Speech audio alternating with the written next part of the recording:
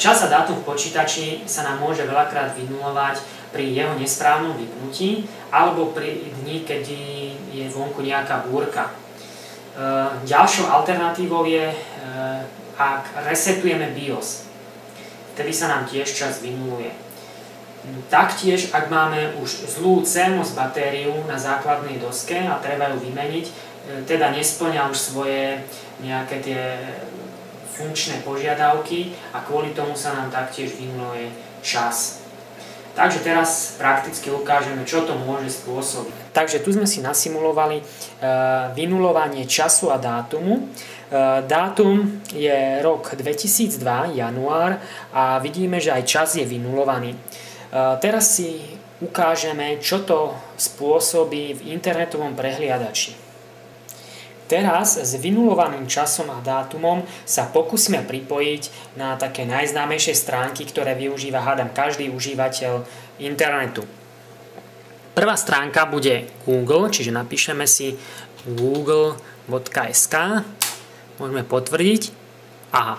A internetový prehliadač nám práve vypísal, že k týmto stránkám nie je možné sa pripojiť. Čiže bezpečné pripojenie ku stránkam Google je aktuálne niečím narušené. Tak nejde nám na Google, tak si to vyskúšame na Facebook. Ďalšia známa sociálna sieť, čiže Facebook. Napíšeme Facebook a môžeme vidieť, že nie je možné ani na Facebook sa pripojiť. Bezpečnostný certifikát serveru nie je dosud platný, čiže nie je doteraz platný. Práve týmto videom som vám chcel poukázať na to, čo môže spôsobiť nesprávne nastavenie času v počítači. Čiže po každej búrke alebo nejakom nesprávnom vypnutí počítača by sme si mali ako prvé skontrolovať správne nastavenie času a dátumu. Dátum, ten čas nie je až taký dôležitý ako ten samotný dátum. Ak sa nezhoduje s nejakými tými internetovými nastaveniami aktuálneho dátumu, tak potom môže dochádzať k takýmto chybám. Čas a dátum v počítači sa nám môže veľakrát vynulovať pri jeho nesprávnom vypnutí alebo pri dni, kedy je vonku nejaká búrka. Ďalšou alternatívou je, ak resetujeme BIOS. Vtedy sa nám tiež čas vynuluje.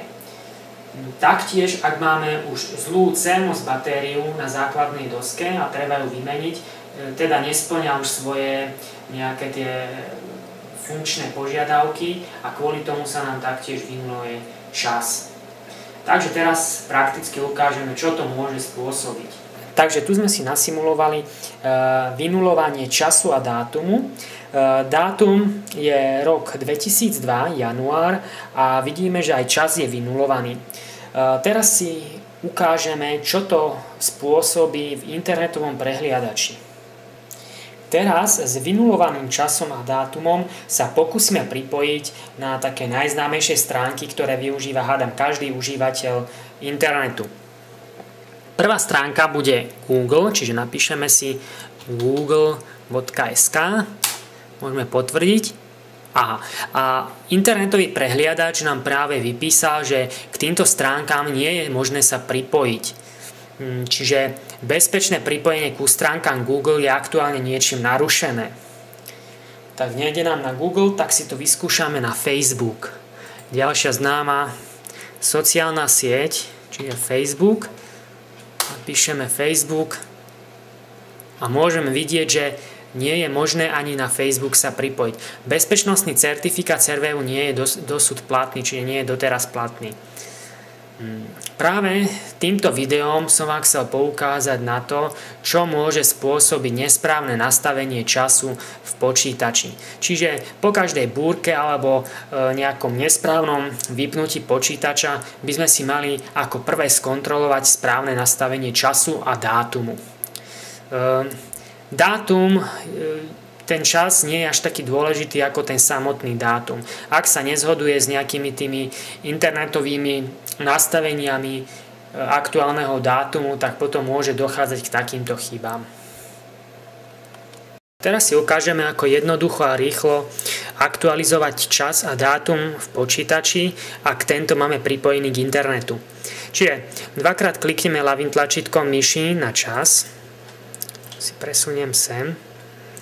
A vidíme, že je nesprávne nastavený, čiže dátum aj čas. A klikneme na záložku alebo kartu s názvom Čas v internetu. Tu máme server, ktorý môžeme vybrať buď server Windows alebo iný server. My si ponecháme tento Windows a klikneme na tlačítko Aktualizovať. Chvíľočku počkáme, kým nám server dá správu, že sa zmení čas.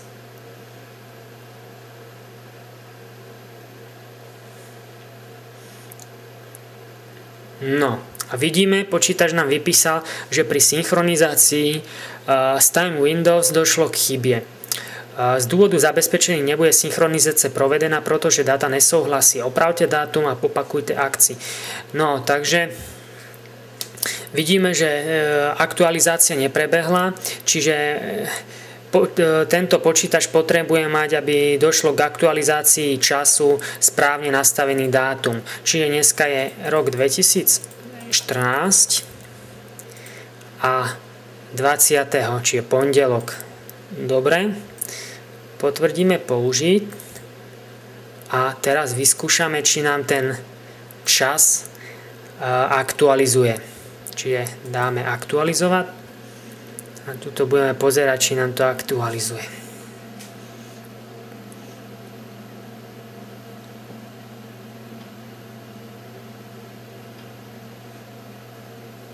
Samozrejme časové pásmo by sme mali mať nastavené to, v ktorom sa nachádzame, čiže a vidíme, že nám aktualizovalo čas správny, je 13:40, čiže za chvíľku bude 3/4 časové pásmo, máme Praha, Bratislava, Budapešť, čiže je aj toto veľmi dôležité, aby sme mali správne nastavené časové pásmo v počítači.